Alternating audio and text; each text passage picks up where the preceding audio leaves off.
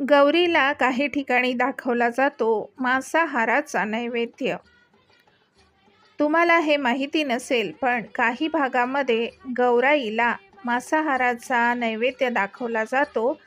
त्यामागचं नेमकं कारण काय आहे ते आजच्या व्हिडिओमध्ये जाणून घ्या. कोकणातल्या गणेशोत्सवाला गौरी पूजनाचा दिवस महत्त्वाचा असतो. कारण गौरी आगमनाच्या दिवशी गौरीला भाजी भाकरीचा किंवा गोड नैवेद्य दाखवला जातो. पण गौरी पूजनाच्या दिवशी कोकणातील मांसाहार करणाऱ्या अनेक घरात आज तिखटा सण साजरा होतो.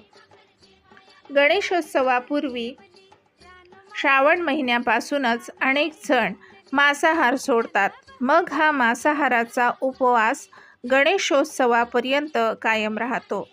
घराघरात गौरीचे आगमन झाले